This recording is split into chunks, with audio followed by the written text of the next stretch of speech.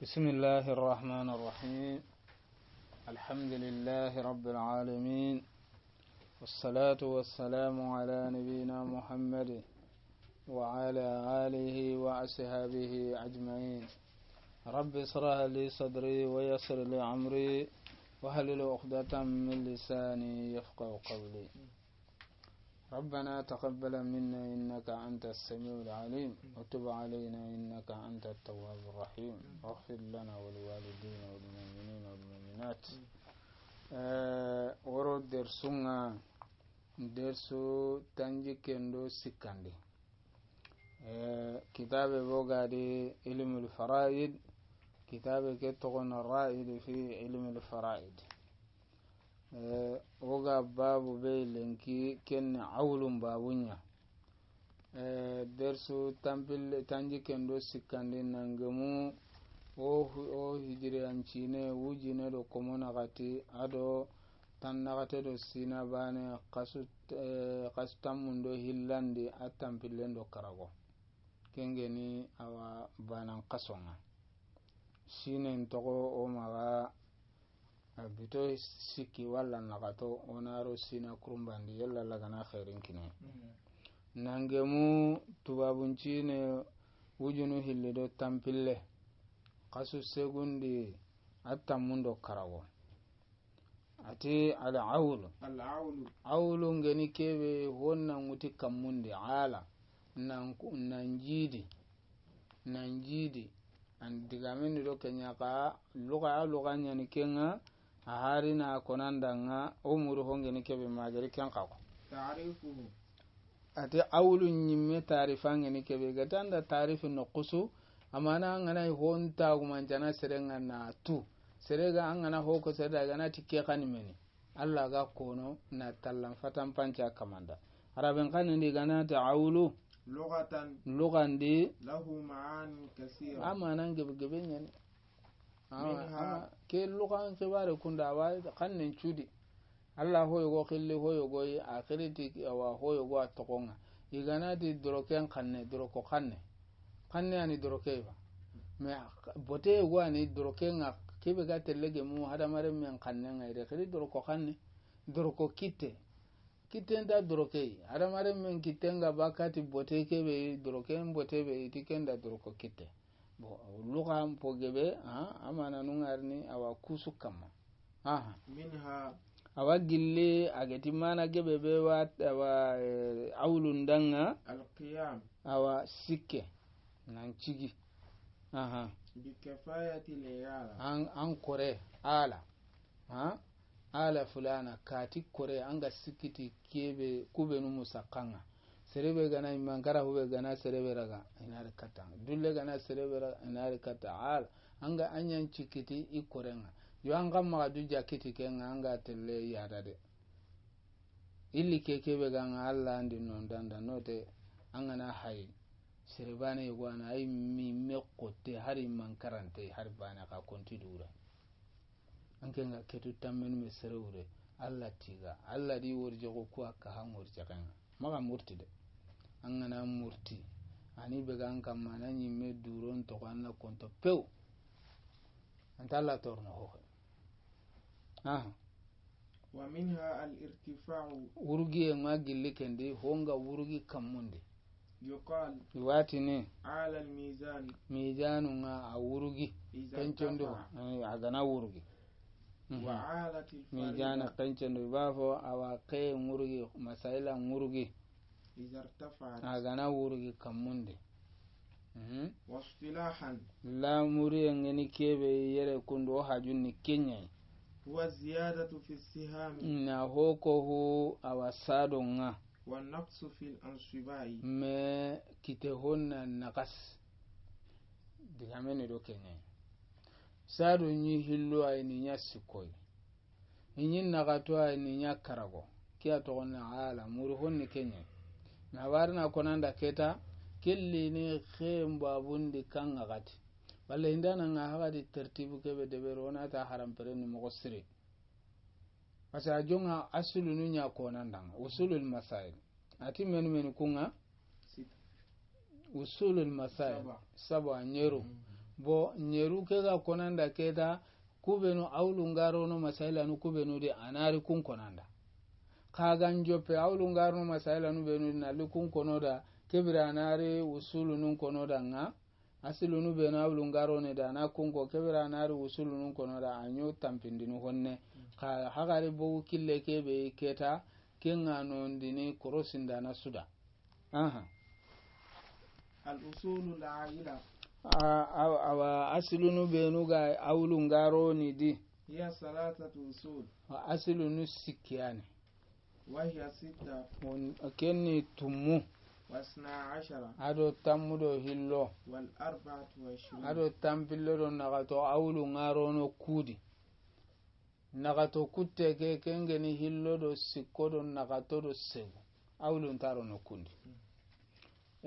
ala kulli hal dersu nyani woda tabayini go bangandi kedi dersu dangin tondi kitabu hano be no geda qara yo ka dersu nin jongin ton nyani mai yogo wodi amakun terinka aganari ku kitage di terinka o geda fatan panje kebe ko do ke o gama ko kedi kenta ken kaman nahana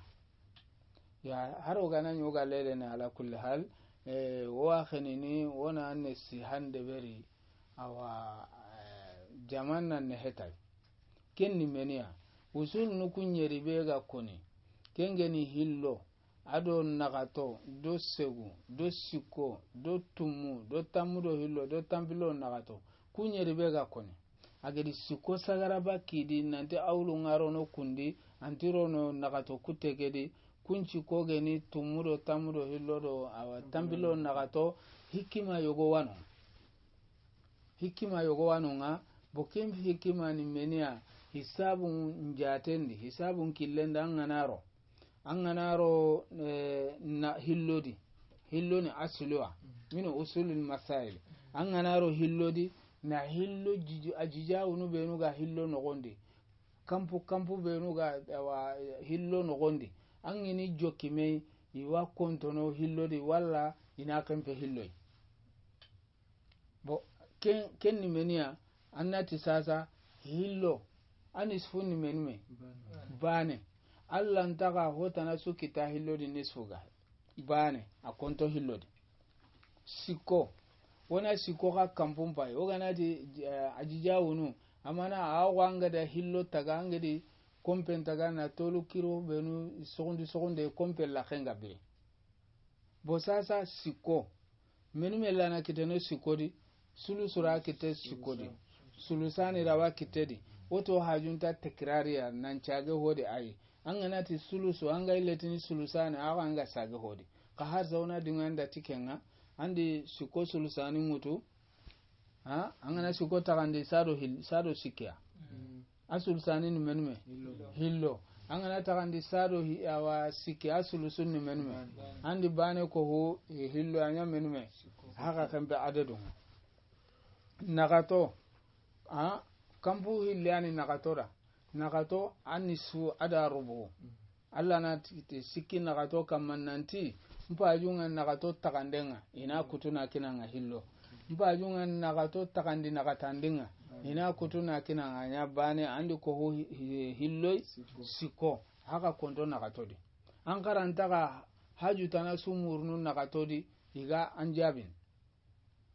angotanga nati nagato sikandi itina sikandera ndiba kan nagatodi wasasa andi keto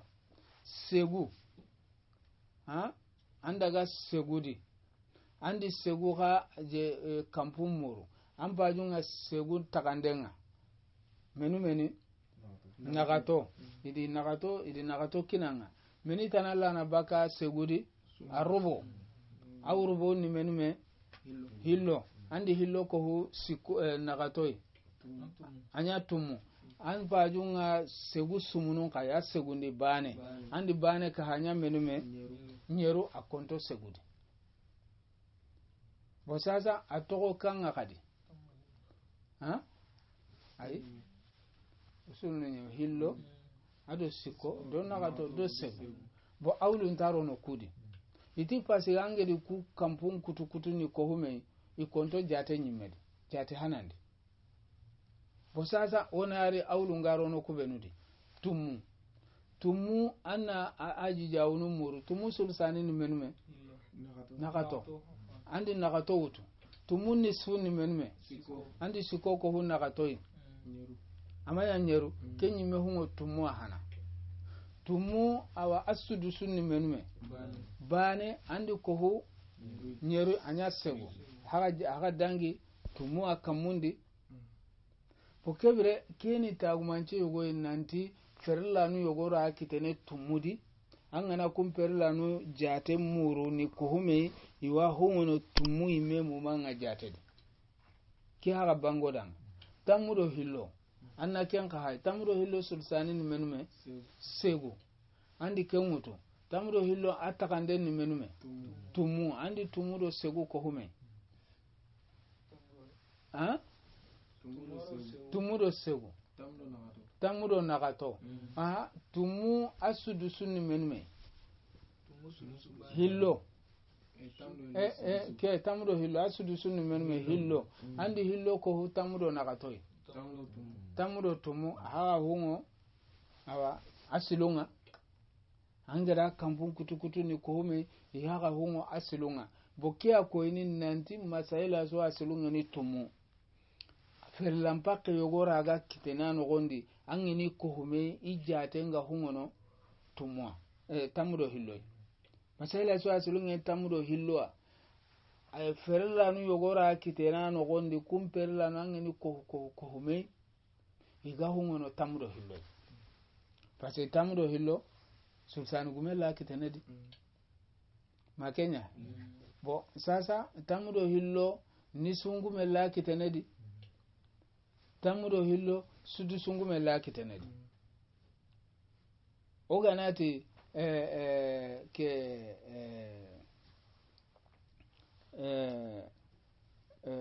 tamudo hillo gada sulsan nun ko hume sasa bo iga keti nambungu tamudo hillo ikenni delile yo magananti awa tamudo hillo ni masaila yego ay ferla gebe ra kitene no godi ga hungono tamudo hillo ime jago ay ga hungo tamudo hillo nankinya hakke kebe wona tamudo hillo futo ko polemo aga tele kinya ken bo gana dangi ga wona tambilo nagato atagande ni menume tamudo hillo asul sani ni menume tamudo tum kunko home hana tamudo hillo ado tamudo tum tambilero se bo kebire agana linganda anna sudu sunka hay anna asumunun ka hay bo kegan tagumanje kadi nanti tamudo hillo dange balle tambilo nagato ferla nu yogonu rawa kitana no gonda ngini ko hume igampungu awa aslunga bo ulama wal faraid ken bahasu ay daqiq jiddan iti ke sahibe num benu gedi kujatu sikki koyoy nanti awlu larono kudi jaga digame ke haqiqa nyani wogana hayndi na bahasu nya jatun killendi woga tunun nanti hikima qore nga digame ke nogondi hari kunga maken ko nan ken daketa anke nyimme gana hayanga tun nanti ku iga kebe kama sahabanya illa la gano dem wokiani obucina oga ramuruna abangandira asiga bahasu begeni andala na kitabun paini anta ngalla nogondi aha awlu sita tumuga gilli kamundi ti haqqi be ya'ulu aslu sita bil fardi wa bil zawji awa fardu be gani yere kundu bana fardi dali ado fardu inti bana ko mana bane ga kappe no koyogo tumu bane an kappe no koyogo azawju ke kenni awa hunukiru min kulli zawjin bahij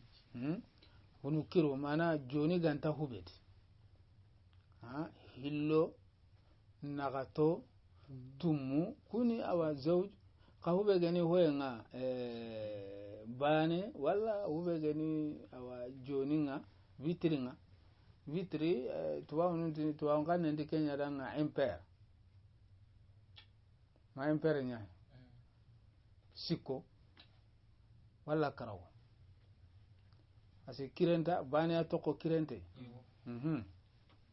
aha ondaga فيبلغ العشرة ana giri ba tumwa atele nyeru segu magankinye tamwa akempeni tamwa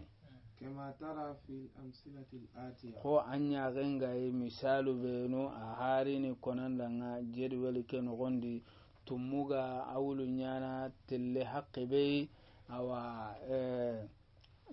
awa dingiranu menume koinanga ere kundu awa dingiranu nakati koinanga tayo goyi agiri nyeruwa tumwa na ndaga nyeru tayo goyi agiri tumwa na lissegu tayo goyi agiri tumwa na likobu tayo goyi agiri tumwa kobwa na li tammu bo kebire ke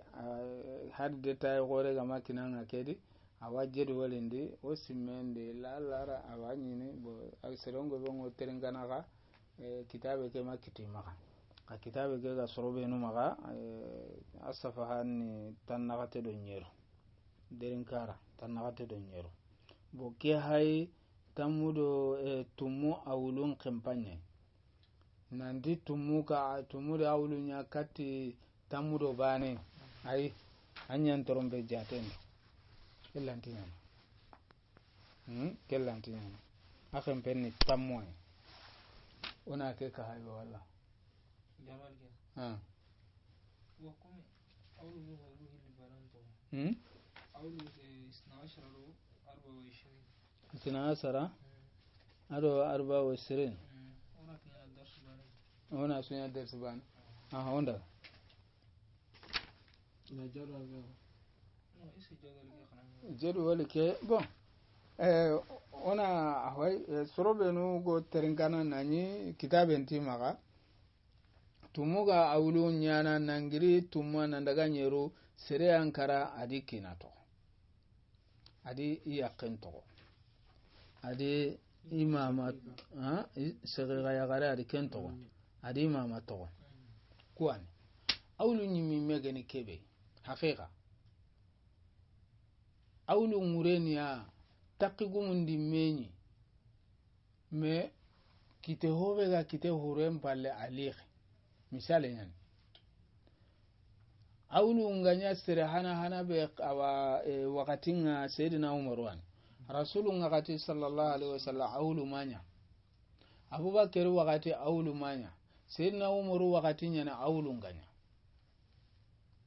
awlu likam mogo rasulu sallallahu alaihi wasallam ati alihi quli faraida bi ahliha qad ferlangumun kinya ndi kamanwa hobe gana to kana kini la sabangumunga awlu ka fel wakati sirna umaru ga siga gari masaila hanabe awlu adinyi igama kende berisu awa ferlangumellanta itaqen kitana ya kono anya awa igo kara adi yagare kara adi kina to wadu sege yagaru hille misalen wala akara adi ma togo ni isege yagarin banen togo adi kina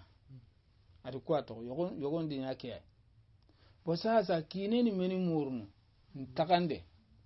sege yagarin ni takande nya murnu sage ni meni murnu sulus sage ga sulusu nya murnu keta kebire meni nyana wudi masaila nya tumwa jago ya masaila asulu nyana tumwa sai na murde hayare takande ngini kine na takande ngini age ya garenga sage togo sage konto itaken kita sage taken menu me sulus hillo akonti taken kita aganati na sage taken kine na kine taken kine age ya garenti ikallen kita adi isara nya kati sahibe nunga yogonuti abdullah ke jedi bun sabit yani yogonuti ali abbas ibn abdul muttalib ammi rasul sallallahu alaihi wasallam ati umaru da ati yalla ke ali halandi muri kammo sire gankara adi ujunu tumya to misalen walla ari komo tummi to ona do honde ari komo tummi to yogori ati ike tambo woyi komo sik sere tanare ati tambo woyi komo sik sere tanare ati tambo woyi komo hilli atalla na ko taqqin timmanten kinne anga ko taqqin nakasin Allah khandi kusu taqqin ko qur'ana no gondi moye be ga kei dangira be ga kei ampa komo kutum ya takandini ta qur'anu sigi kinena sikoutu ye sege ya garen na sikoutu sagana hilloutu walla hube nugeti sege ya garu hilliyani ado kine aso ambana kun awlunna daga nyanyeru bo sasa ho nagasi honne amma bakatin tagunya bani sukama bo ke misale kundu igana serebe kinya khadi no kunga arno kisi iti tambondi gore kite ita gali sinchu so hay million bani ana ka millionu hillani tambo millionu ko hillibe ga tambo nga serebana ka he kem million bane be ga maga esigi ini kinni yogo million bane yogo sana kinni kem nya ina tanke nan daga kutuna tuma ba ai hatta kandinia na fese ina tikenna na fese lemma na becca so ni kan kanen ini becca na angeli ngori nanti becca nde ke ngurenia ho honta haka ho na honnetem ina becca awlu ngureni ke becca nde aso ni kan kanen parce a konto na becca ho na honne kita iganati ige wonyani ke dulle ngoso korna becca igeri becca kolla na qarni nan dinge maho walla kolla na takandinda nan jeregini nan tamma hogebe kininke Allah ndey awlu mana su'a togongeni kebe soni kan kannendi becca nde na trikam becca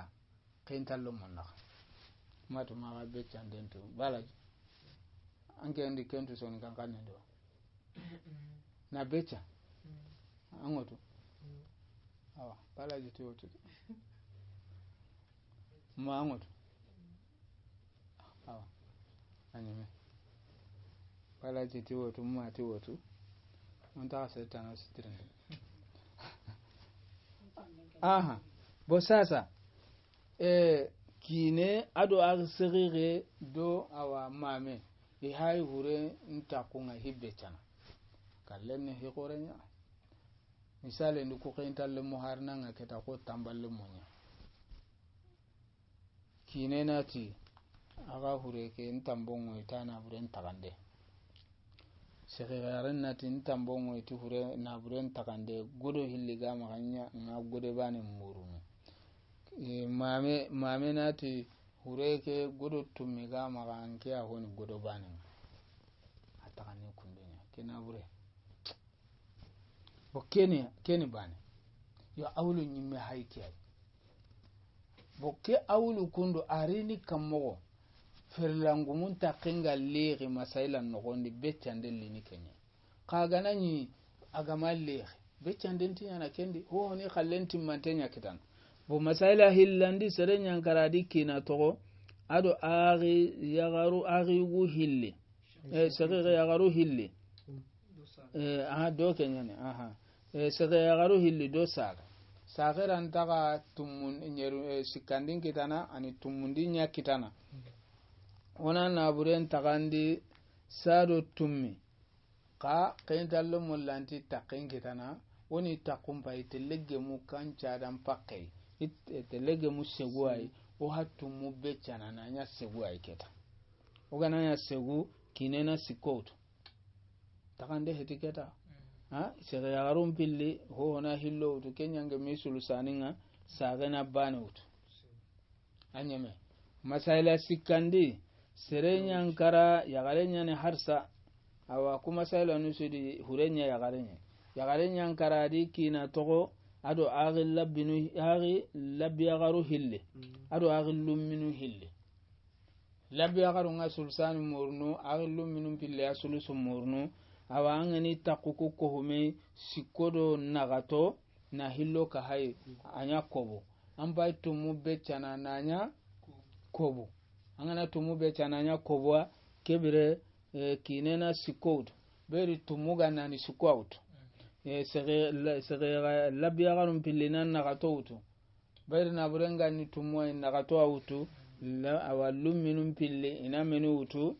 ina hillo utu aga nyemeke masaila legere tumuga telenya tamwa no gube serenya yagare nyankaradi kina togo do sege yagaru hilli do agillum minu hilli igunya gani yagaru nya gana soambana ado sage kebire angeni takunko hume kinewa sikko murnu sege yagaru nganakato murnu agillum minum pille hillo murnu sage abana murnu awage metammo kebire amba tumu awutu geda anna ayelema nanya kobwa nanya tamwa kinena sikko tuba katamudi sege yagarum pille nan nakato tuba katamudi hoho hillo agillum minum pille ina hillo to hoho bane ke sagana bane ut atakan mo gon payga ange tagani mo go sudi anga matakan dukundan kanna kebire awlum payke awlum payke ay walla nyagana at-tawfiq wal ikhlas wana sindere wana ri awakud banu hillinya derso